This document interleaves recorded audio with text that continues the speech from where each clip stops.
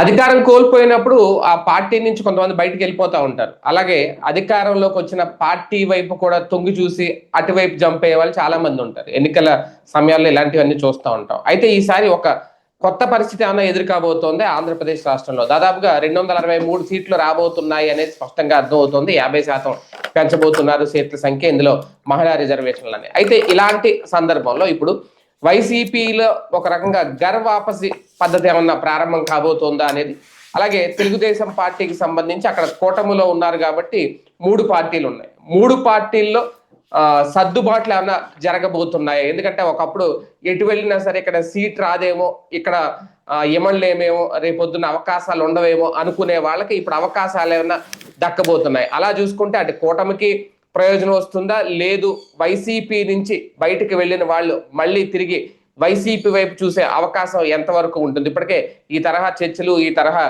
కార్యక్రమాలన్నీ మొదలైనవి అంటే ఎంతవరకు ఇది సాధ్యమవుతుంది, ఎలా ఉండే అవకాశం ఉంది? ఇదే అంశం మీద చర్చించే ప్రయత్నం చేద్దాం. సరే, ఒక రకంగా వైసీపీకి ఏమన్నా కలిసి వచ్చే కాలమా, లేదంటే ఏ పార్టీలైనా కొరత ఏమన్నా ఏర్పడద్దా? 263 స్థానాల్లో సర్దుబాట్లు అనేది ఆ పార్టీ నుంచి ఈ పార్టీలోకో, ఈ పార్టీ నుంచి ఆ పార్టీలో తీసుకుంటేనే సాధ్యం అవుద్దా? ఆ తరహా ఏమన్నా మొదలైందా?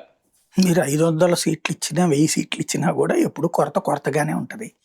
ప్రధాన పార్టీలకి సహజంగా ఆదరణ ఎక్కువ ఉంటుంది. ఇక్కడ మన ఆంధ్రప్రదేశ్లో ప్రాంతీయ పార్టీల పరంగా చూస్తే తెలుగుదేశానికి, వైసీపీకి డిమాండ్ ఎక్కువ ఉంటుంది. ఎక్కువ మంది సీట్లు ఆశిస్తుంటారు. అదే సందర్భంలో ఇప్పుడు తెలుగుదేశం జట్టు కట్టింది కాబట్టి ఆ సీట్లు వాళ్ళకు ఉన్న వాటిట్లో పంచుకోవాల్సి వస్తుంది కాబట్టి మరింత డిమాండ్ ఎక్కువ ఉంటుంది వాళ్ళకి. అది క్లియర్. ఇప్పుడు అవి రాబోయేటటువంటి రోజుల్లో కొంతవరకు సాటిస్ఫై అయినట్టు. ఇప్పుడు మెయిన్ భారతీయ జనతా పార్టీకి కానీ, జనసేనకు కానీ బలమైన నాయకులు నియోజకవర్గాల్లో లేకపోబట్టినగా తెలుగుదేశం వాళ్ళని తీసుకుని ఆ పార్టీలో చేర్చుకుని మరి వాళ్ళకి ఎమ్మెల్యే సీట్లు ఇచ్చింది, ఎంపీ సీట్లు ఇచ్చింది. వేరే పార్టీల వాళ్ళని తీసుకునే కదా, వీళ్ళకి డైరెక్ట్గా ఎందుకని తీసుకోలేదు, వీళ్ళ కార్యకర్తలు ఎందుకు పెట్టలేదు, వీళ్ళ నాయకులు ఎందుకు పెట్టలేదు? ఆ కెపాసిటీ లేదని. అంటే కెపాసిటీ ఉన్న లీడర్లు ఏ పార్టీలో ఉన్నారు? టీడీపీ, వైసీపీలోనే ఉన్నారు. ఆ వైసీపీతో పాటు పెట్టినటువంటి జనసేనలోనూ లేరు, ఎప్పటి నుంచినో ఉన్న బీజేపీలోనూ లేకపోవడం ఏంటి? ఇప్పుడు బీజేపీకి 6 ఎంపీ సీట్లు ఇచ్చారు. ఇందులో సరే సురేష్ లాంటి వాళ్ళు, సీఎం రమేష్ లాంటి వాళ్ళు అంతకుముందే బీజేపీలోకి వచ్చేసారు అనుకుందాం. కానీ టోటల్గా ఎంపీ సీట్లలో ఒక్క ఆయన పేరేంటది, శ్రీనివాస్ వర్మ తప్ప మిగతా వాళ్ళందరూ బయట నుంచి వచ్చిన వాళ్ళే కదా. సో బీజేపీలోకి వచ్చిన వాళ్ళు లేదా టీడీపీ నుంచి అప్పటికప్పుడు బీజేపీ తీసుకుని ఇచ్చినటువంటి టికెట్లు. అట్లాగే ఎమ్మెల్యే సీట్లు వాళ్ళు 10 తీసుకున్నారు. 10లో డైరెక్ట్ బీజేపీ వాళ్ళు ఎవరున్నారు అక్కడ? ఒక్క సత్యకుమార్ యాదవ్ తప్పించి మిగతా వాళ్ళందరూ బయట నుంచి వచ్చినటువంటి వాళ్ళు, లేకపోతే కనుక వేరే పార్టీలో ఉండి ఇటుకు వచ్చినటువంటి వాళ్ళే కదా అక్కడ సాగింది. ఇప్పుడు గెలిచిన 8 మందిలో చూసుకున్నా సరే, అంటే ఆ పార్టీలో లేకపోబట్టింది కదా. అట్లా జనసేన 21 మంది. 21 మందిలో నాదెళ్ల మనోహరు, పవన్ కళ్యాణ్, కందుల దుర్గేషు, ఆ బొలిశెట్టి శ్రీనివాసు, అతని పేరేంటది, పోలవరం ఎమ్మెల్యే, ఇట్లాంటి దాదాపు ఒక 7-8 మంది జనసేన వాళ్ళు. మిగతా వాళ్ళంతా ఎవరు? తెలుగుదేశం నుంచి వచ్చిన వాళ్ళు, అట్నుంచి వచ్చినటువంటి వాళ్ళే కదా, బయట నుంచి వచ్చినటువంటి వాళ్ళే కదా. కాబట్టి ఇప్పుడు తెలుగుదేశం ఆ అవకాశాలు తగ్గించుకుంది, అక్కడ సీట్లు వదులుకుంది అక్కడ, అంతే కదా. ఇప్పుడు నిడదవోలు ఈయన చేస్తున్నాడు అనుకుందాం, కందుల దుర్గేష్, ఆయన సీట్లో ఉన్నటువంటి తెలుగుదేశం వాళ్ళకి అవకాశం కోల్పోయినట్టే కదా. అట్లా లాస్ అయినటువంటివి ఉన్నాయి కదా. ఇప్పుడు తెనాలి, ఆలపాటి రాజు వదులుకోబట్టినే కదా అక్కడ వచ్చింది. ఇప్పుడు అట్లాంటి వాళ్ళకి అవకాశాలు వస్తాయి, వదులుకున్న వాళ్ళకి మళ్ళీ అవకాశాలు లభిస్తాయి ఇప్పుడు తెలుగుదేశం. అదే సందర్భంలో జనసేన బీజేపీల పొత్తు వల్ల 31 సీట్లు కోల్పోయారు వీళ్ళు. ఇప్పుడు ఆ 31 సీట్లు యాడ్ అయినట్టు వీళ్ళకి 260, మొత్తం 80 సీట్లు యాడ్ అవుతుంటే ఇప్పుడు ఇంకొక 50 అడిషనల్ వచ్చినట్టు, బోనస్ వచ్చినట్టు. ఇప్పుడు మేబీ నేను అనుకోవడం, క్రిందటిసారి ఎట్లాంటి రేషియో అయితే ఇచ్చారో అదే రేషియోలో ఇస్తారు. ఎక్కువ అడగటానికి కూడా వీళ్ళేం ప్రయత్నం చేయలేదు. ఇప్పుడు జనసేన ఏమన్నా పుంజుకుంటుందా, పెంచుకుంటుందా, కొత్త నాయకుల్ని ఏమన్నా తీసుకుంటుందా? ఆ తీసుకున్న బాలినేని లాంటి వాళ్ళనే తోసి పక్కన కూర్చోబెడుతున్నారు. రోజు ఈయని కేసులు పెట్టి ఏడిపిస్తున్నారు, సామినేని కేసులు పెట్టి ఏడిపిస్తున్నారు, బాలినేని ఏడిపించుకుంటున్నారు. ఈయనేం కాపాడట్లేదు కదా, సీనియర్లు కాబట్టి వీళ్ళకి కూడా రావా అవకాశాలు? నేను అనేది అదే. ఇప్పుడు అందుకోసమే కదా వాళ్ళ మీద కేసులు పెట్టి ముందుగానే ఫిక్స్ చేసేస్తుంది టీడీపీ. వాళ్ళని ఎదగనీయకుండా కిలార్ రోసేని కానీ వీళ్ళందరినీ కూడా. కాబట్టి రాబోయేటటువంటి రోజుల్లో మళ్ళీ జనసేన తరపున ఇప్పుడు 21 కదా, రేపు మేబీ 40 సీట్లు రావచ్చు. ఉమ్, ఈ 40 సీట్లలో మళ్ళీ 25 మంది తెలుగుదేశం నుంచి వచ్చిన వాళ్ళే వస్తారు ఇక్కడికి. ఉమ్, భారతీయ జనతా పార్టీకి 10కి గాను 20 సీట్లు రావచ్చు రేపు పొద్దున. ఆ 20 సీట్లలో 15 మంది వీళ్ళోళ్ళే ఉంటారు మళ్ళీ అక్కడ. ఉమ్, అంటే టీడీపీలో తను టిక్కెట్లు ఇవ్వడానికి ఇప్పుడు ఒకే నియోజకవర్గంలో 2-3 ఎప్పుడైతే గొడవ పడుతుంటారో వాళ్ళల్లో ఒకరికి టికెట్ ఇవ్వాలని చంద్రబాబుకు ఉంటుంది, కానీ అవతలోడితో మంచి బాండింగ్ ఏదో ఉండుంటది. అట్లాంటి వాళ్ళని తీసుకెళ్లి అవతల పార్టీలో చేర్చి ఆ పార్టీ పేరుతో టికెట్ పెడతాడు ఈయన. ఉమ్. ఇప్పుడు అతని పేరు ఏందది మీకు ఏరియాలో, వర్మ కాకుండా ఆయన నల్లబెల్లి రామకృష్ణారెడ్డి. నల్లవేల రామకృష్ణారెడ్డి. ఎంత రక్తం వస్తే పసుపు వస్తుందని చెప్తాడు ఎప్పటికి కూడా ఆయన. అవును. ఆయన బీజేపీ జెండాని ఎత్తున పెట్టుకోవడానికి చిరాకు ఎప్పటికి కూడా తెలుగుదేశం జెండానే మెయిన్ పెట్టుకుంటాడు ఆయన. మొన్న కూడా ఒక ర్యాలీలో కార్యకర్తలు వచ్చి ఆ బీజేపీ కండ వేస్తే తీసుకోలేదు. ఆ విజువల్ ఇప్పటికి వైరల్ అవుతా ఉంటది. అది వదిలే పక్కన పెట్టాడు ఆయన. అంతే, అట్లుంటాయి వాళ్ళ వ్యవహారం అంతా కూడా. కాబట్టి పేరుకి వాళ్ళు బీజేపీ జనసేన తన పార్టీలో ఎవరికైతే అవకాశాలు దక్కలేదో అందులో కూర్చోబెట్టి ఇప్పిస్తాడు ఆయన. కాబట్టి అట్లాగా నడిచిపోతుంటది అంతే. కానీ ఒకసారి మూడు పార్టీల్లో, కూటమిలో ఉన్న 3 పార్టీల్లో వాళ్ళు సర్దుబాట్లు చేసుకునే వరకే ఉంటదా? కొత్త వాళ్ళకి అవకాశం ఉండేంతగా ఏమీ లేదా 263 అంటే? వస్తాయి కదా. ఇప్పుడు 80 సీట్లు కొత్తవి వచ్చినప్పుడు 80 మందికి కొత్త అవకాశాలు వచ్చినట్టే కదా. ఇప్పుడున్న వాళ్ళు కాకుండా ఆల్రెడీ పాత సీనియర్లు ఎవరికైతే దక్కలేదో వాళ్ళకి రావచ్చు రేపు పొద్దున. దేవినేని ఉమా లాంటి వాళ్ళకు, వంగవీటి రాధా లాంటి వాళ్ళకు, ఇట్లాంటి వాళ్ళకి రావచ్చేమో అవకాశాలు. మొన్న పక్కన పెట్టబడ్డటువంటి వాళ్ళకి రావచ్చు అవకాశాలు. లేదా బీజేపీ గాని జనసేన గాని ఎందుకు ఇంకా కొత్త వాళ్ళని ట్రైన్ చేసుకోలేకపోతుంది?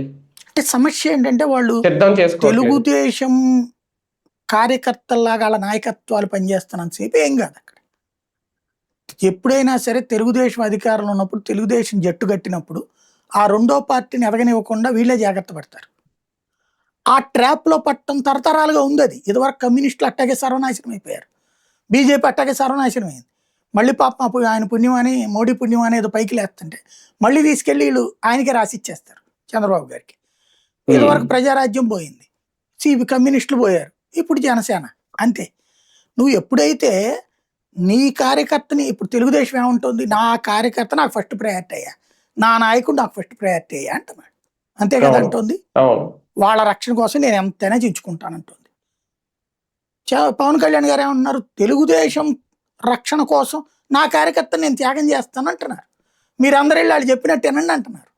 మీకు ఇబ్బంది అయితే మూసుకు కూర్చోండి అంటున్నారు.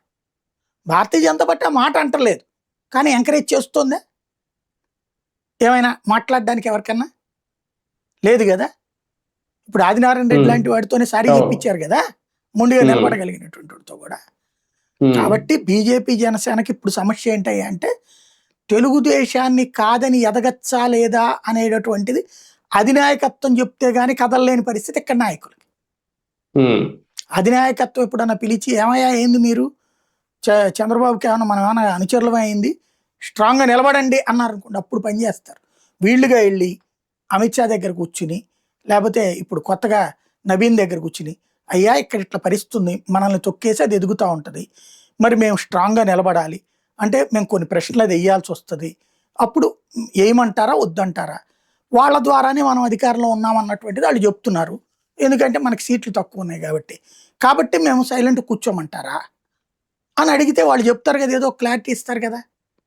ఆ క్లారిటీ ఏమైనా తీసుకుంటున్నారా వీళ్ళు? అధినాయకత్వం దగ్గరికి వెళ్ళి అడిగే దమ్ము ఇక్కడ లేదు నాయకులకి. కాబట్టి వాళ్ళు ఏం చేయాలి. ఇకపోతే జనసేనలో అధినాయకుడే చెప్తుండే మనదంటూ ఒక అస్తిత్వం అక్కర్లేదయా, మన అస్తిత్వం మనకు ఉన్నట్టే, మనం ఎలా 25 ఏళ్ల పాటు తెలుగుదేశాన్ని మనం భరించాలా, జగన్ అనేవాడిని పైకి రాకుండా చూస్తేనే ఈ రాష్ట్రం బాగుపడుతుంది అంటే 25 ఏళ్ల పాటు తెలుగుదేశం అధికారంలో ఉండాలని చెప్తున్నాడు ఆయన. మొన్నదాకా 15 ఏళ్ళు నిన్న అసెంబ్లీలో 25 ఏళ్ల దగ్గరికి వచ్చాడు ఆయన. 25 ఏళ్ల పాటు మనం తెలుగుదేశం బి టీమ్ గా పనిచేద్దామని ఆయనే చెప్తున్నాడు. ఇంకా వీళ్ళు ఎట్ట ఎదుగుతాడు నాకు అర్థం కాదు. ఇప్పుడు ఒక ఎమ్మెల్యే తప్పు చేస్తున్నాడు, అక్కడ ఇసుక దందా చేస్తున్నాడు, లేకపోతే ఇప్పుడు కొలికిపూడి నాయం కదా విజువల్స్ అయ్యైనా పెడుతున్నాడు తన స్టేటస్ లో, సొంత పార్టీ అయ్యుండి. వీళ్ళు వీళ్ళ నియోజకవర్గంలో తెలుగుదేశం వాళ్ళు డామినేషన్ ఉందని బొలిశెట్టి శ్రీనివాస్ మొన్న చెప్తే వెంటనే అతని వార్త డౌన్ అయిపోయింది. అట్లా అన్నోళ్ళని బయటికి పంపించేస్తున్నారు. అంటే ఇక అప్పుడు వాడు తెలుగుదేశం, నువ్వు అవతలోడితో కొట్లాడకుండా నువ్వు ఎట్ట ఎదుగుతావు? ఎదుగుదల ఎట్ట ఉంటుంది? ఎదుగుదల లేకుండా నీకు సీట్ ఎట్ట వస్తుంది? నాకు అర్థం కాలే. అవును. ఇప్పుడు ఫస్ట్ ఫేజ్లో తెలుగుదేశం లీడర్ ఉన్నాక నీ లీడర్ సెకండ్ అయిపోయాక అసలు కార్యకర్తగానే మిగిలిపోయాక ఇంకా ఎట్ట లీడర్ అవుతాడు, ఎట్ట ఎదుగుతాడు? అవును. లేదు ఇదిగో అయ్యా ఓ 40 నియోజకవర్గాలు మనందరం రేపు పొద్దున బాబు గారు ఇళ్ళు కూర్చుని ముగ్గురు కూర్చుని అయ్యా ఏ ఏ నియోజకవర్గాలు నాకు ఇస్తావు చెప్పే, నేను అక్కడ నా సెకండ్ క్యాడర్ని పైకి వెళ్ళేలా మేము చూసుకుంటాం, అక్కడ మీ వాళ్ళని కొంత డౌన్ ప్లే అవ్వమానండి, అక్కడ ఉన్న సంక్షేమ పథకాలు మీ వాళ్ళకి ఇచ్చిన త్రూ మా ఇన్ఛార్జి ద్వారా ఇప్పించండి అని చెప్పగలరా? తెలుగుదేశం ఎమ్మెల్యే ఉన్న చోట జనసేన కేత, జనసేన ఎమ్మెల్యే ఉన్న చోట జనసేన ఎమ్మెల్యేనే కేత. అక్కడ తెలుగుదేశం డామినేషన్ ఉందనే కదా మనం చెప్పింది బొలిశెట్టి శ్రీనివాస్. ఇంకేంటి అక్కడ నడుస్తుంది బేసిక్గా? అప్పుడు ఎట్ట ఎదుగుతారు నువ్వు? వాళ్ళు కార్పొరేషన్ల సీట్లు కూడా నిజమైన హార్డ్ కోర్ జనసేన వాళ్ళకి ఇస్తున్నారా? లేదు కదా. సర్దుకుపోయేవాడు పొరపాటున కూడా జనసేన పేరు వాళ్ళ సోషల్ మీడియాలో మాత్రం మెన్షన్ చేస్తూ తెలుగుదేశం నాయకుల్ని ప్రేమిస్తూ చంద్రబాబు గారిని అపారంగా పదే పదే స్వయంగా పవన్ కళ్యాణే బాబు గారు లేకపోతే నాకు అనుభవం లేదు, బాబు గారు లేకపోతే నేనేమైపోయాడు, బాబు గారు లేకపోతే అసలు రాజకీయమే లేదు అని ఆయనే ఫీల్ అవుతుంటే వీళ్ళందరూ ఇంకేం ఫీల్ అవుతారు? వీళ్ళకి ఎందుకు ఓటేయాలి అసలు రేపు పొద్దున్న టికెట్ తీసుకుని? ప్రాక్టికల్ అది కదా సమస్య ఇక్కడ. అవును. అవును. సార్, వైసీపీలో కూడా వెళ్ళిన నాయకులు మళ్ళీ వెనక్కి వచ్చే అవకాశం ఉంది అనేది, అది ఎంతవరకు సాధ్యం అవుతుంది? తీసుకుంటారా? రావచ్చు, కొంతమందికి మొన్న సీట్లు ఇవ్వనటువంటి వాళ్ళు రావచ్చు. లేదు ఇప్పుడు రేపు పొద్దున్న తెలుగుదేశంలో టికెట్ తనకు రాదు అలాంటి వాళ్ళు వెనక్కి రావచ్చు. బేసిక్ అంటే రాజకీయాలు ఇంకా అలాంటివన్నీ మామూలు. ఇంకా అక్కడ మనం ఇంతకుముందు తీసుకున్నారు రఘురామకృష్ణరాజు, ఇంతకుముందు వైసీపీ నుంచి టీడీపీకి వచ్చారు, అంతకుముందు వైసీపీ నుంచి బీజేపీకి వెళ్ళి బీజేపీ నుంచి మళ్ళీ వైసీపీకి వచ్చారు ఆయన. అట్లాగే జరగచ్చు, సీట్లు ఎక్కువ ఉన్నాయి కదా. అయితే ఈ దఫా కొంచెం జాగ్రత్త తీసుకుంటాడేమో అనుకుంటున్నాను నేను. వెనుపోట్లు పొడిచే వాళ్ళ విషయంలో కొంచెం జాగ్రత్త తీసుకుంటాడు. ఎందుకంటే మనం చేసిన తప్పు అని ఏంటంటే ఆ కుల రిజర్వేషన్లు పాటించాలన్న ఉద్దేశంతో అన్ని పార్టీల వాళ్ళని తీసుకొచ్చి పెట్టుకున్నాడు. వాళ్ళు పదవులు అనుభవించేశారు, ఆ తర్వాత చూస్తే ఈయనకే జల్లగొట్టాడు. అసలు వాళ్ళు కార్యకర్తగా ఏనాడు ఫీల్ కాదు. అలా కాకుండా నిజమైన నాయకులకి కార్యకర్తల్ని పైకి తీసుకెళ్తాడేమో అనుకుంటున్నాను ఈసారి. అంటే వైసీపీలో కూడా నాయకులను తయారు చేసుకోవాలా ఈ గ్యాప్ లో, ఈ టైంలో? అవసరం లేదు, ఆల్రెడీ ఉన్నారు నాయకులకి. ఏం తక్కువే ఉంది. తెలుగుదేశానికి వైసీపీకి నాయకుల కొరత ఏం లేదండి ఏ నియోజకవర్గంలోనైనా. ఓటర్ కొరత లేదు, నాయకత్వ కొరత లేదు. 40% ఓట్లు ఉన్నాయి ఇద్దరికి, నాయకత్వ కొరత లేదు వాళ్ళకి ఇద్దరికి. సెకండ్ ఫేజ్ ఇప్పుడు ఆ నియోజకవర్గాలు పునర్విభజన చేస్తే అక్కడ మళ్ళీ కొత్త నాయకులు పుట్టుకొస్తారు ఆల్రెడీ ఆటోమేటిక్. కొరత ఏముండదు అక్కడ. కానీ ఒకటి సార్, ఇప్పటి వరకు ఓట్ షేర్ మీదే నమ్మకం పెట్టుకుందా వైసీపీ. రేపొద్దున్న ఈ మహిళా రిజర్వేషన్లు రావడం, దీని వల్ల కూడా నియోజకవర్గాల పునర్విభజన వల్ల ఆ నమ్మకం కరెక్ట్ అవుతుందా? వాళ్లే కదా అసలు మొట్టమొదట ప్రయోగం చేసింది. 50% మహిళలకు రిజర్వేషన్ ఎవరిచ్చారు? వైసీపీ అధికారంలో ఉన్నప్పుడే కదా. నామినేటెడ్ పోస్టులు అన్నిట్లో 50% ఇచ్చారు కదా. బీసీ, ఎస్సీ, ఎస్టీ, మైనారిటీలకు 50% సీట్లు ఇచ్చారు కదా నామినేటెడ్లు. సాధారణంగా ఏంటంటే ఎస్సీ, ఎస్టీ రిజర్వ్డ్ ఇవన్నీ దాంట్లో ఉంటాయి కాబట్టి జనరల్ సీట్లలో రిజర్వేషన్ వాళ్ళకి ఇవ్వరు అవకాశాలు. కానీ ఇప్పుడు విజయవాడ జనరల్ ఉండగానే కదా బీసీ మహిళని తీసుకొచ్చి పెట్టింది జగను. అట్లాగే అనేక చోట్ల బీసీలు తెచ్చారు. అసలు జగన్ ఓడిపోవడంలో అదే కదా కీలకం కారణం. నువ్వు తీసుకొచ్చి ఎస్సీ, ఎస్టీ, బీసీ, నా ఎస్సీ, నా ఎస్టీ అంటే నా ఓసీ అనే ఓడే లేడు, నాకు అమ్మ లేదు, నా రెడ్డి లేదు, నా కాపు లేదు అంటాం. పోరా నీకెందుకు, నీతో మాకెందుకు అని వెళ్ళిపోయారు. అదే కదా. కాబట్టి ఆల్రెడీ వాళ్ళకి సెకండ్ క్రియేటర్ నాయకత్వం కూడా ఉంది స్ట్రాంగ్ గానే. మహిళల గురించి వాళ్ళకి అసలు ఎత్తుక్కోవాల్సిన అవసరమే లేదు. ముందుగా నిలబడే వాళ్ళు చాలా మంది ఉన్నారు వాళ్ళ దగ్గర. ఒకటి సార్, ఇప్పుడున్న పరిస్థితుల్లో, ఇప్పుడున్న రాజకీయాల్లో ఆంధ్రప్రదేశ్ లో పార్టీ ఏదైనా సరే నియోజకవర్గాలు పెరగడం వల్ల ప్రయారిటీ ఏమన్నా ఉంటుంది అక్కడ? ఆ ప్రయారిటీలో సీనియారిటీ చూస్తారా? ఆర్థిక బలం ఉన్న వాళ్ళే మొదటి లైన్ లో ఉంటారా? తెలుగుదేశం కూటమిలో ఆర్థిక బలమే ఫస్ట్ ప్రయారిటీ అండి. వాళ్ళ రాజకీయం సెకండ్ పాయింట్. అక్కడ వైసీపీలో కూడా మెజారిటీ ఏరియాలో అదే ఉంటుంది. ఎస్సీ, ఎస్టీ సెగ్మెంట్స్ దగ్గర కాస్త డబ్బులు తను ఖర్చు పెడతాడు జగన్. ఇది అక్కడ ఇప్పటిదాకా మనం చూసిన ఫార్ములా. అది దాటి ఏమన్నా వస్తారా? ఇప్పుడు నిన్న బాబు గారు ఏదో స్టేట్మెంట్ ఇచ్చారు, కార్యకర్తల నుంచి. అందరూ కార్యకర్తల నుంచినే. వసంత కృష్ణ ప్రసాద్కి ఎందుకు ఇచ్చారు టికెట్ మరి? అక్కడ కార్యకర్త ఏమయ్యాడు? చించుకున్న దేవినేని ఏమయ్యాడు? లేకపోతే కనుక రాంప్రసాద్ రెడ్డి ఏరియా ఏంటి? ఇట్లాంటివి చాలా ఉంటాయి అక్కడ. అంటే టీడీపీ ఒక రకంగా ఇప్పటికే ఒక పిలుపు ఇచ్చేసింది. అది కూడా చంద్రబాబు గారే స్వయంగా పిలుపు ఇచ్చేశారు నిన్న మాట్లాడిన మాటలు.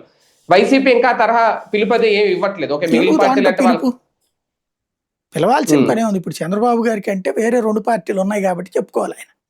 పార్టీ కోసం అవును. కష్టపడ్డ వాళ్ళకి అన్నట్టు. ఉమ్, పోనీ అది నిజంగా అమలు చేశాడు ఆయన. ఉమ్, నేను చెప్పినట్టు బయట నుంచి వచ్చిన వాళ్ళకి ఇచ్చారు కదా టికెట్లు. అవును. ఇప్పుడు కొలికపూడికి ఇచ్చారు. తిరువూరులో ఎప్పటి అవును. నుంచినో చించుకున్నోడు ఏమైపోయాడు? అవును. అట్లాగ ఉన్నారు కదా. ఇప్పుడు జవహర్, ఆనందబాబు ఉమ్, వాళ్ళ అవును. నియోజకవర్గాలు వాళ్ళని ఉంచుతున్నారు ఇప్పుడైనా పాపం. ఓ ఉంచకే నియోజకవర్గం అంటే రాస్తున్నారు వాళ్ళకి. అదే కదా. అట్టుంటాయి సమస్యలు. ఆ సర్దుబాట్లు అయితే ఇప్పుడు చూడాలేమో, అయితే అంతే. జరుగుతాయేమో. రైట్, రైట్, చూద్దాం. నిజంగా ఈ వాపసి లాంటిది ఏమన్నా స్టార్ట్ అవుతుందా, లేదు అంటే సర్దుబాట్లు అనేది వాళ్ళ పార్టీలో ముందు ప్రయారిటీ ఇచ్చి బయట వాళ్ళకి తర్వాత అవకాశాలు ఇస్తారు. ఏదైనా ఆర్థిక బలం అనేది చాలా కీలకం ఇక్కడ, సీనియారిటీతో పాటు. ఇప్పుడు అదే మొదలైందట, ఆ ప్రయారిటీల ప్రకారం జరుగుతోంది వ్యవహారం, రాజకీయం ఆంధ్రప్రదేశ్లో. ఎంతవరకు సక్సెస్ అవుద్దు చూద్దాం.